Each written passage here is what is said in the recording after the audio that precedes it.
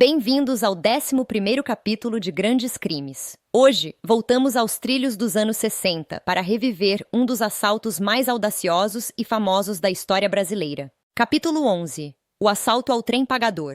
Em 14 de junho de 1960, o trem da Estrada de Ferro Central do Brasil carregava o pagamento de centenas de ferroviários. Próximo à estação de Japeri, no Rio de Janeiro, uma quadrilha liderada por Tião Medonho montou uma emboscada perfeita, forçando a parada brusca da composição. Em poucos minutos e sem grandes tiroteios, os criminosos renderam a escolta e levaram malotes contendo milhões de cruzeiros, uma fortuna para a época. A fuga pela mata fechada dificultou a ação imediata da polícia. O crime ganhou as capas dos jornais como o assalto do século, desafiando as autoridades. A caçada durou meses. Tião Medonho e seus comparsas foram finalmente capturados, mas a audácia do plano já havia entrado para o folclore criminal brasileiro. O caso foi tão marcante que inspirou o clássico filme de Roberto Farias, eternizando a figura de Tião Medonho como um anti-herói trágico da nossa história. No próximo capítulo, vamos analisar um crime que expôs a violência nas sombras da justiça. O caso do estacionamento da OAB. Acompanhe a história criminal do Brasil conosco. Inscreva-se no Curioso Mundo e não perca nenhum capítulo. Até lá!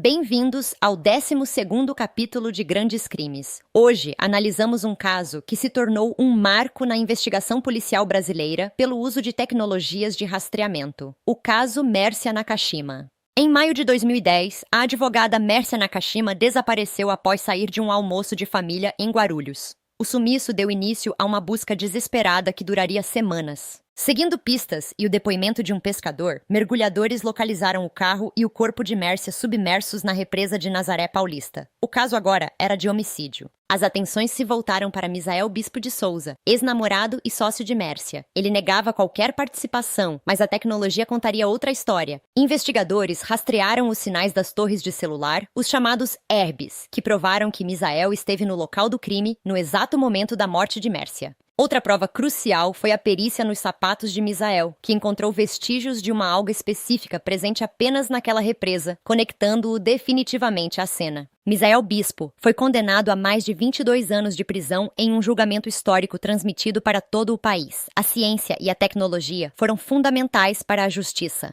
No nosso 13º capítulo, vamos caçar a história de um mito urbano que aterrorizou as madrugadas paulistanas. O bandido da luz vermelha. Não perca os próximos capítulos desta série. Inscreva-se no Curioso Mundo e ative as notificações. Até lá! Bem-vindos ao 13º capítulo de Grandes Crimes. Hoje, voltamos às madrugadas de São Paulo nos anos 60 para desvendar a história de um homem que se tornou um verdadeiro mito urbano, o bandido da luz vermelha. João Acácio Pereira da Costa aterrorizou os bairros nobres da capital paulista. Seu apelido surgiu de um detalhe curioso. Ele sempre carregava uma lanterna com lente vermelha durante seus assaltos. Ele era um invasor solitário e ágil. Entrava nas mansões, cortava fios de telefone e mantinha diálogos surreais com suas vítimas, muitas vezes ostentando uma elegância que confundia a polícia. A imprensa da época, sedenta por manchetes, transformou João Acácio em um personagem quase cinematográfico, atribuindo-lhe centenas de crimes e uma inteligência sobre-humana. Sua caçada terminou em 1967, na cidade de Curitiba. João Acácio foi preso e trazido de volta para São Paulo sob um forte esquema de segurança e uma cobertura mediática sem precedentes. Condenado a centenas de anos, ele cumpriu o máximo permitido pela lei brasileira na época, 30 anos. Ao sair da prisão, em 1997, ele era um homem quebrado e deslocado do tempo. João Acácio foi assassinado em Joinville poucos meses após sua libertação. Sua vida inspirou o clássico filme de Rogério Sganzerla, mantendo viva a lenda da luz vermelha. No próximo capítulo, analisaremos um mistério que desafiou a perícia e dividiu a opinião pública em um condomínio de luxo, o crime da Rua Cuba. Inscreva-se para continuar desvendando os maiores mistérios do Brasil. Isso é Curioso Mundo. Até lá! Bem-vindos ao 14º capítulo de Grandes Crimes. Hoje, entramos em uma mansão no Jardim Europa para analisar um crime que dividiu opiniões e desafiou a perícia paulista, o crime da Rua Cuba. Na véspera do Natal de 1988, Jorge Henrique e Maria Cecília Boucher foram encontrados mortos dentro de casa. Um crime violento em um dos endereços mais caros de São Paulo. O mistério começou logo na chegada da polícia. A mansão estava trancada por dentro, não havia sinais de arrombamento e nada de valor foi levado. O assassino estava dentro de casa. As investigações focaram em Jorge Boucher, o filho do casal. A perícia encontrou marcas que sugeriam uma luta corporal, mas a defesa de Jorge sempre sustentou sua inocência. O caso se transformou em uma guerra de laudos. Peritos renomados divergiam sobre a arma do crime e a dinâmica dos eventos, alimentando o debate na mídia brasileira. O crime da Rua Cuba expôs as rachaduras de uma família perfeita da elite paulistana, tornando-se um símbolo de mistério que perduraria por décadas. Jorge foi julgado e absolvido por falta de provas. Até hoje, a pergunta ecoa: quem realmente matou o casal Boucher naquela noite de dezembro? No próximo capítulo, analisaremos uma noite de horror e violência policial que marcou o centro do Rio de Janeiro, a Chacina da Candelária. Inscreva-se para continuar desvendando os crimes que pararam o Brasil. Isso é Curioso Mundo. Até lá! Bem-vindos ao 15º capítulo de Grandes Crimes. Hoje, voltamos a uma madrugada de 1993 que marcou o centro do Rio de Janeiro, com sangue e indignação mundial, a Chacina da Candelária. Capítulo 15.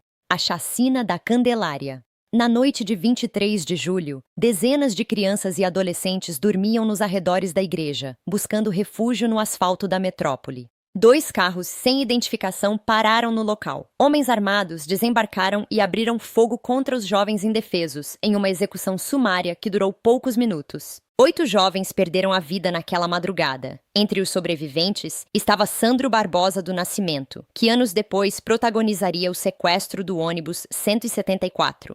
A notícia chocou o mundo. Organizações de direitos humanos pressionaram o governo brasileiro por uma resposta rigorosa contra o Esquadrão da Morte formado por policiais. O julgamento foi longo e complexo. Alguns policiais foram condenados a penas severas, mas para muitos, a sensação de que a justiça não foi plena ainda permanece. A Chacina da Candelária não foi apenas um crime policial. Foi uma cicatriz que expôs a vulnerabilidade extrema das crianças em situação de rua no Brasil. No próximo capítulo, analisaremos um conflito de terra que resultou em uma das maiores tragédias rurais do país, o massacre de Eldorado do Carajás. Não deixe que essas histórias sejam esquecidas. Inscreva-se no Curioso Mundo para acompanhar a série completa. Até lá!